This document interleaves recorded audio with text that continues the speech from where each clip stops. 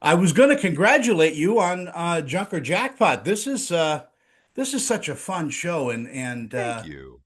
there is a fine line between collecting and hoarding. There is definitely. And I think most of our collectors realized that, which is why they invited me into their homes. They knew they were teetering on the Precipice. precipice. There we go of hoarding. Their collections were no longer sparking joy; they were sparking fear and anxiety. And people were moving out of homes just to make room for more. Yeah, so our first episode, which I assume is the one you probably saw with Patrick and Roger, Roger had moved out. Patrick's collection literally had taken up so much space in their home. Roger didn't feel there was space for him anymore, and that wasn't just physical space, but emotional space. Patrick's spouse Roger felt that if you can't make space for me in the home, literally not even a space for me to sit, then you can't make space for me in your heart. So he kind of gave him an ultimatum: you need to fix this with Bobby, or I may not be back. And you apply your own kind of magic to this because you don't really, come down on anybody. You just make No. things better.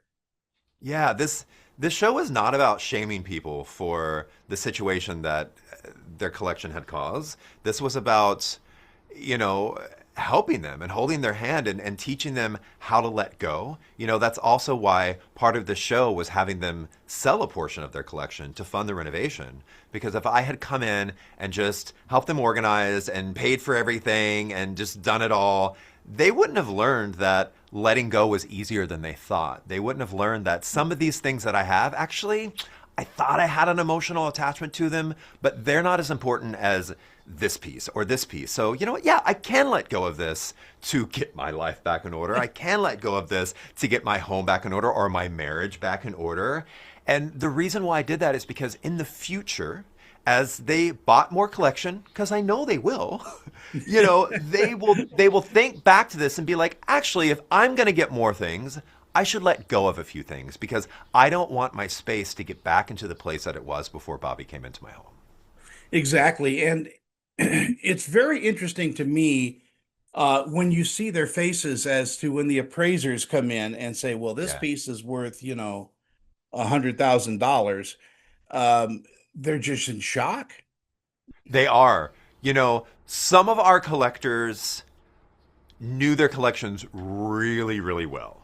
Yeah. And there were some surprises because things were worth more than they thought, but they knew their collection really well. There were a couple collectors who bought things in just boxes at auctions, and they had no idea that they were things worth 40, 50, 60,000 dollars in this box of things they bought for 500 bucks 10 years ago.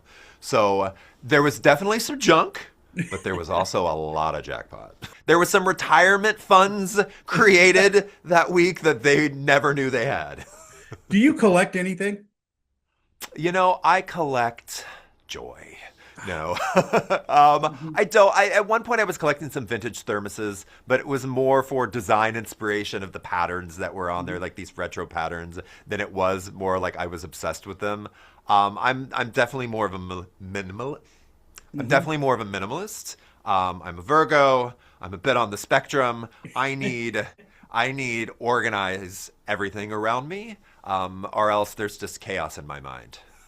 Yeah, it's a very, like I said at the very beginning of this interview, it's a very interesting gray line between, hoarding and collecting. And I Yeah. think true collectors know when to sell something. I mean, it's almost like a business. Absolutely. Absolutely. And some of our collectors understood that and just had forgotten.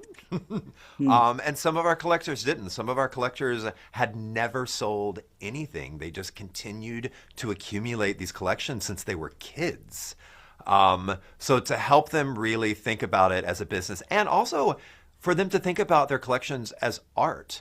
A lot of these collections you'll see in the final reveals that I've pared back their collection a ton.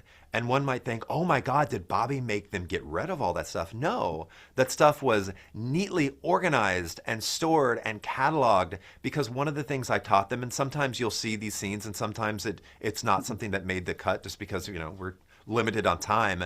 But I taught them, I'm like, you need to think of your collection as an art collection, just like any art gallery. These pieces are amazing. Rotate them out. You know, Exactly. once a month, once a quarter, once a season. Go to your storage unit, go to your storage room, take some things into the storage room, take some things out of the storage room, and that way you get to enjoy all of your collection. Because if you have out too many things, you stop seeing the individual items and all you see is this wall of stuff. And you know, a lot of our collectors, their friends had stopped coming over because there was too much anxiety when they were come to their house.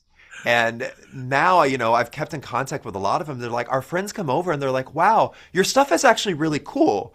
We just were never able to really soak it in because there was too much going on. But now that we see these individual pieces, we actually understand why you love it so much. Exactly. And again, what a fun show. And do you enjoy the travel part of your job?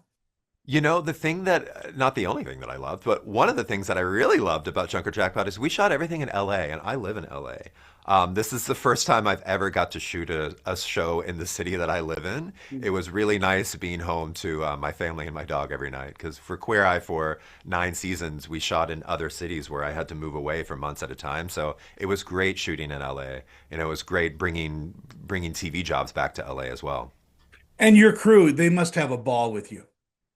I hope so. I tend to think they do. We have a lot of fun. And are you looking for a season two now? Absolutely. Yeah, we'd love a season two. We should find that out soon. HGTV is a great place to put this. It really is. Thank you. I agree. Bobby, it's a pleasure to talk with you and catch up with you. Come visit me in Salt Lake, like I said, and I will. I will. I'll Like I make said, you. I'm doing a huge development out with Tri Point Homes, with single family homes and townhomes and estate size homes. I'm just obsessed with Salt Lake City. I went out there for the very first time last year to shoot Rock the Block for HGTV. Mhm. And I was really impressed with Salt Lake City. It's a beautiful town. Well, these lovely people that are running this junket will have you get in touch with me, and I'd love to cover that when you come out. I would love that. Thank you. I'll see you soon. You take care and have a great day, and Thanks, congratulations Tony. again.